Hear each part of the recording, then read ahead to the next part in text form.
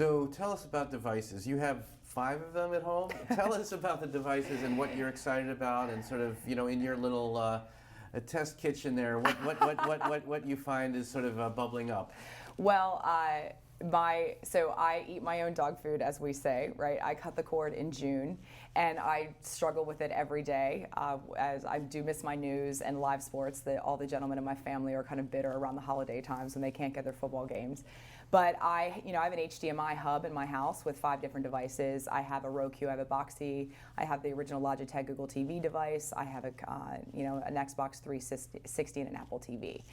And I find myself sort of going through this process of arbitrage. You know, when Apple crashes and I can't get a rental to work, I then go to Vudu and select my movie on my tablet, which I just actually did on Friday evening, and then watch it on, on Boxee.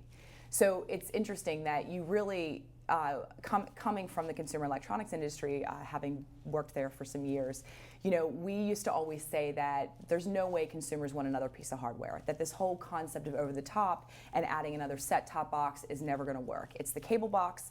Maybe at one time it was a VCR, and then it was a DVD player or Blu-ray, and at most it would be a gaming system. And I actually think that's changing. I mean, Apple TV was, you know, a tipping point, right, where the point of entry, when it dropped to $99, there was sort of no psychological barrier from a cost perspective at the point of sale. The fact that it's tiny from an industrial design perspective, it really doesn't take up that much real estate under your television. And I think that has been also correlated with the fact that TVs are getting a smaller physical, you know, footprint in the household as well, whereas they're lighter, they're easier to adorn on the wall.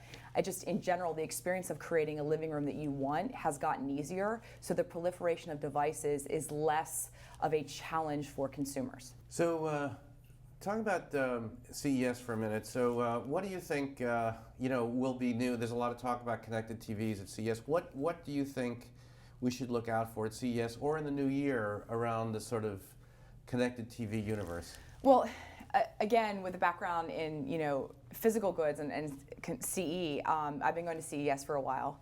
And unfortunately, what is new is not the amount of water or oxygen available on the convention floor, which I sort of hope that would change. I have to be honest and say that I really do believe convergence is upon us.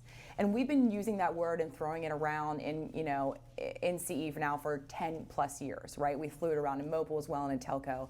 But I sat in my living room about 6 months ago, and I listen to more Pandora on my television, and I watch more TV on my tablet or on my laptop right now. So I really do believe it's upon us. I think the idea of an entirely connected household and where brands can find opportunities to contextually present themselves within the context of a home and to a family is going to be changing, and technology is going to be driving that, because devices, more than just the TV, are connected around the home.